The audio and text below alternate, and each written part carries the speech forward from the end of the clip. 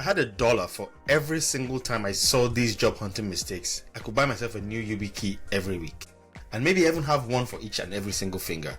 Hey friends, my name is Femi, aka the Cybersec Migrant, and today we are diving into the 5 mistakes that people make and are holding them back so many amazing people from landing their dream cybersecurity job. So if you are job hunting in this space, take notes, take offense if you must, but most importantly, take action. If you are new to the channel, welcome. I release videos every week on cybersecurity as a career and the things you can do to grow your career. And I will ask that you consider subscribing to the channel and also ringing that notification bell so that you don't miss any one of our videos. And if you're a returning subscriber, thank you very much for watching another one of our videos. And now let's get into this conversation. Mistake number 1. We've all done it. You're on LinkedIn, you're looking there, and suddenly a job posting catches your eye. You look at it, it looks like what you can do. You have this resume you uploaded to LinkedIn 3 years ago, and you do quick apply. And there, before you know what's happening, in one evening, you've done 72 applications. And that's the problem. Mass applying with a generic resume is like throwing spaghetti against the wall and hoping that it turns into lasagna. It doesn't work that way. In fact, a friend of mine calls it the spray and pray approach, where you spray all your resumes out there and you pray that somehow you're going to land a job.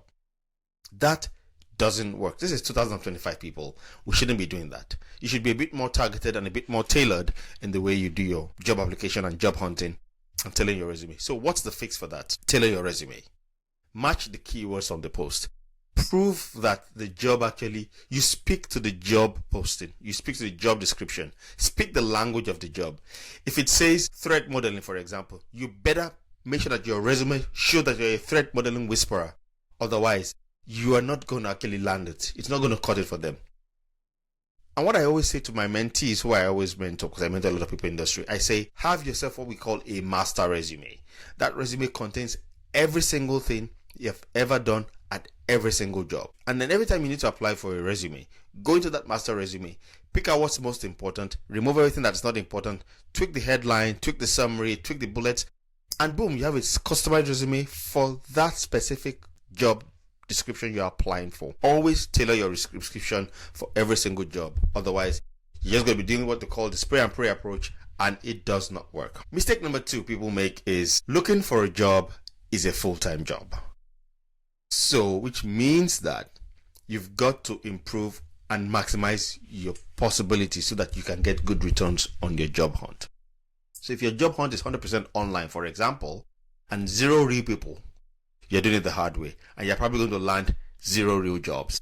So your next job, I've always said this before, your next job might come from a connection, not a click. Because I've seen people get interviews from LinkedIn comments, podcast DMs, and all of that. So start to network, start to connect, start to meet with people around there. Don't stay only in your don't comfort zone and think that, hey, I'm only going to stay here and I'll be fine. So what's the fix for this? Start to build your network. Start small. Like and comment on industry posts. Reach out to people in the roles that you're admiring. Join virtual meetups. Join physical meetups. Join your local cybersecurity community. And when you're reaching out to somebody on LinkedIn or whatever the platform is, please don't be like that average Joe that sends a message saying, I am looking for a job, can you send me a referral? I don't know you before, how will I send you a referral? You've got to network yourself to the point where whoever you are asking for a reference, your referee, feels comfortable offering to give you a referral. So that networking is very important. And here's a pro tip. Every time you have a chat with someone, send a short thank you note. That thank you message can go a long way in making a big impact in what you get out of that connection. Third mistake, and I talked about this in my recent video where I talk about certifications, is certificate overload. Because I see people have the alphabet soup of certificates behind their name. People have certificates like they're stacking Pokemon cards. But then at the end of the day, you have so many certificates, but you can't really do anything with the certificates. I can't see any hands-on experience. You can't even configure a simple basic log in Splunk. Now, don't get me wrong. I love certifications. I think certifications are great. I think they're a useful tool if used properly. I have my certificates. I have my CISSP. I have my CISM. I have my CCSP. I have my ITIL. I have my Security Plus. But the thing is this, certificates are not the be-all and end-all. They are a tool that you should use. They're not a golden ticket that gets you in. They're a tool you use to help you get what you want, because employers want to see what you can do, not just what you can pass. You can pass the CISSP, yes. You can pass the CCSP, yes. You can pass the CISM, yes. But what can you do with the knowledge you've gained from passing that?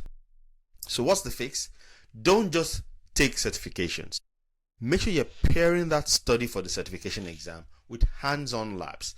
Use platforms that allow you to test that. Find yourself a way you can build a home lab. Find a way you can practice what you've learned and use that in a real-world scenario, or as close as you can, a pseudo-real-world scenario, if you will, to showcase that you have those skills, to build your skills, to build your capacity. And as you do that, make sure that you are documenting the process. Because if you don't document the process, it didn't happen, right? So what's a pro tip here? Talk about what you built, you broke, and fixed.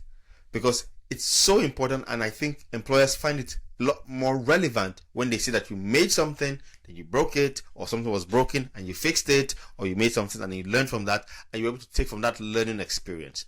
That is a lot more valuable than having 75 letters at the back of your name. Make sure you're documenting what you do, how you did it, and the result. Remember the STAR acronym: situation, task, action, and result. It's very important when you talk about the things you do and what you do. Mistake number 4. People are waiting for permission for them to start creating what they're going to create. Because a lot of people, for example, some people are sitting on a gold mine of insights. You've done so many things. You have a lot of experience. You've got years of experience doing so many things. Even practical things you've done as part of a group project. But then you keep quiet. Newsflash, nobody gave me permission to start this YouTube channel. I started it because I wanted to do it. I just hit record one day, and here we are today, 2 years later. So don't wait for permission. Don't wait until you feel you are ready, because guess what? You will never be ready. So just go and start. Start small. Share what you've learned today. Post your lab progress. Post the little learning you learned. Post that little nugget. Because again, what's the point of being the smartest person in the room if nobody knows? Because then you might as well be the dumbest person in the room.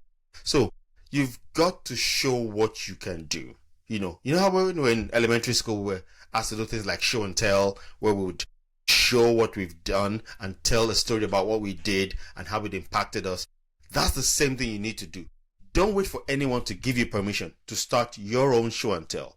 And you've got platforms like LinkedIn to help you do that. You've got GitHub, you've got Reddit. There's so many places. You've got, Stack Overflow. So go to all these platforms. They allow you to do something and showcase what you've done. Talk about what you've done, because as you talk about it, people can recognize you and relate to you, associate you with that thing you want to be associated with. So please, if you've got something, go about and start talking about it. So start small. What did you learn today? Share it on LinkedIn. Post your progress. Teach a concept in your own words, because then you would always remember what it is. Because creating content builds visibility, it builds credibility, and it builds confidence. Plus, hey, it helps others too. So it's a win-win-win. So mistake number 5. Have you ever read on a job posting that they want 10 years of experience, 5 certificates, and you must be able to juggle servers, and you must have the CISSP and CISM, but it's an entry-level role? Yep, me too. I see that all the time. But again, this is something you need to realize. Job descriptions are wish lists, not commandments. It means if I had my way, I want all of these things. It doesn't mean you will necessarily get all of those things. So again, don't wait until you think you have 100% of the requirements on the job description before you can apply for it. But I don't think you should apply because you have 50% of it. So you've got to find a balance. If you meet 70 to 80% of the requirements of the job description, then that's a good place to start. Because again, always remember that there would probably be somebody who is a lot more qualified that's going to apply for that role as well. That's where networking, which you spoke about earlier, comes in. That's where your ability to show what you know how to do, telling your story, your show and tell, that's where it comes in. Look at the job description. Find out how well you match it. If you can hit 70% of the requirements of the job description, then you're good to go to apply. And then with your application, see if you can close that gap to the remaining 30%. What should you learn how to do? What's the fix for this? Learn how to deconstruct job posts. What are the core requirements of this job description? What is this job description asking me for? What skills come up repeatedly? And then focus on those things that you deconstruct out of that job. Focus on those requirements, those skills that are needed, and prep your resume from that point up. Because again, sometimes even the person hiring, the hiring manager, is not the one who wrote the description. It might be written by somebody in HR who has no understanding of what is happening in cybersecurity. So don't let the job description psych you out. Don't let the job description throw you or make you think you're not good enough for the job, because trust me, you're probably good enough, more than good enough for the job. So that was a lot of roasting, but it's not a lot of love. So let's recap it. What are the things you need to do? Tailor your resume. Network smartly. Pay your certifications with your skills. Start showing your work. Start creating and learn to read between the lines. And remember, you are not alone. We've all made at least one of these mistakes. Yes, even I myself, I've made mistakes. I remember when I first started out in my career, I made lots of mistakes. But now that you know better, because I know better as well, go and do better. So now it's your turn. Which of these mistakes surprised you the most? Or did I just describe your current job hunting strategy? Let's talk in the comments. If you like this video, give it a thumbs up and share with a friend who has been spinning their cybersecurity wheels and it's not moving anywhere. All motion and no movement. And hit subscribe, because we've got more real talk coming your way.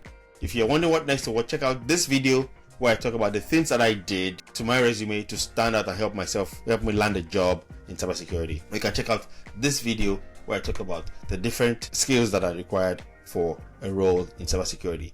And I will catch you in the next one.